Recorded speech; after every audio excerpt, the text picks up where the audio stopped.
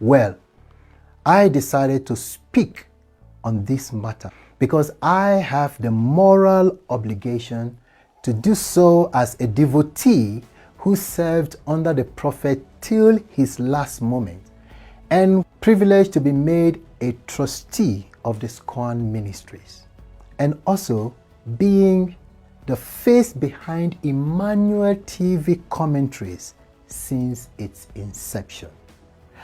I would have loved to toe the path of my mentor, who in his characteristic manner never used to respond to critics and blasphemers because of their ignorance and arrogance.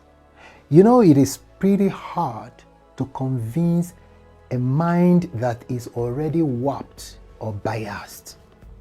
Remember when Jesus stood trial before Pontius Pilate, he remained silent when he realized that the truth had been ignored.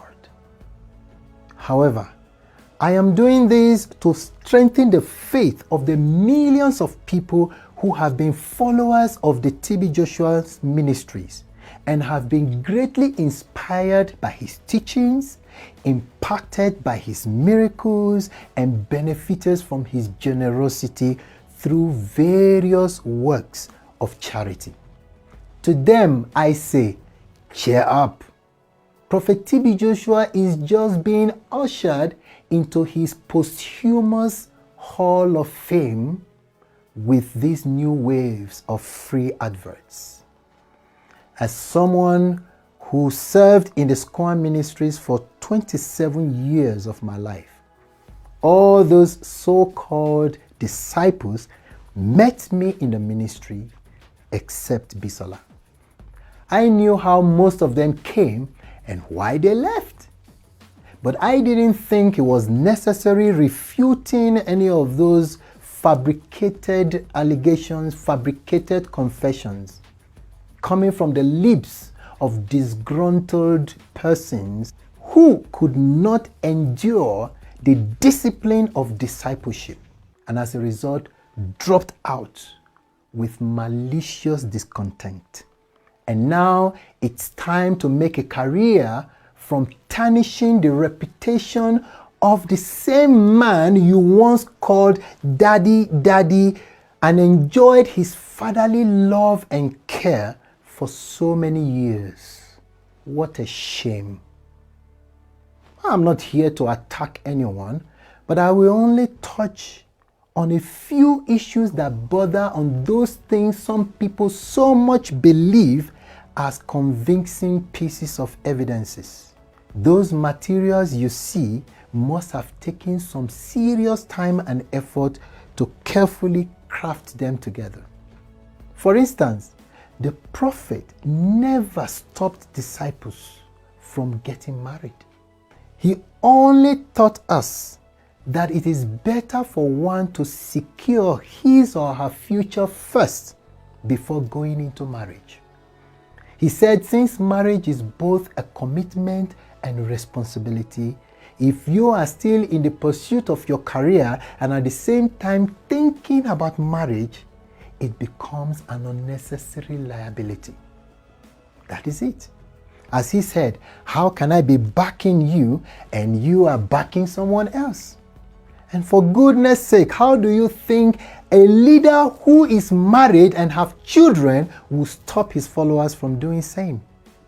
So firstly, the lady Angelique had left the ministry way back to her country because she wanted to get married to a fellow disciple, but the prophet advised her based on what I've just said, but she disagreed and left.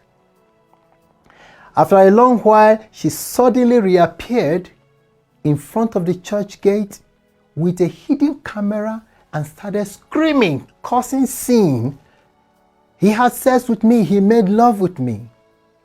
Why didn't she do that when she was living? Come on, you call that evidence? No, it is acting. And please take this for records. Ajoke was never a biological daughter of Prophet TB Joshua. The prophet has only 3 biological daughters and the whole world know them. Ajoke was a few days old baby abandoned under a truck around the church premises by her callous mother.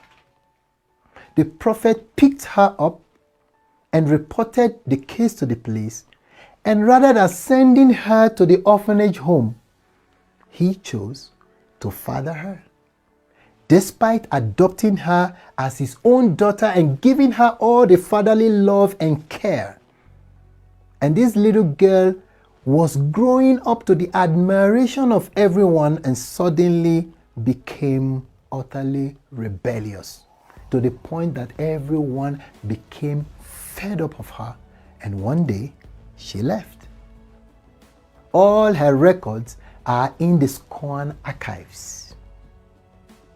Why did Agbomo Paul leave the SCOAN?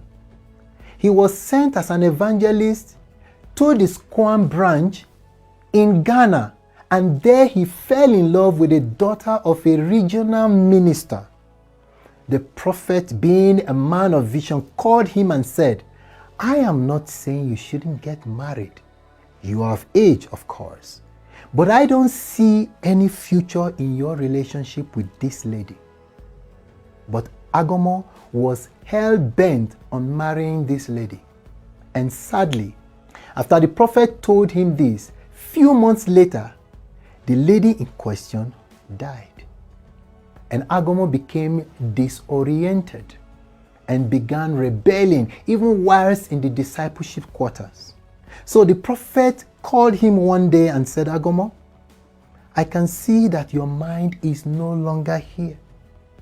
And rather than offending the Holy Spirit, let me bless you so that you may go." So the prophet blessed him and he left.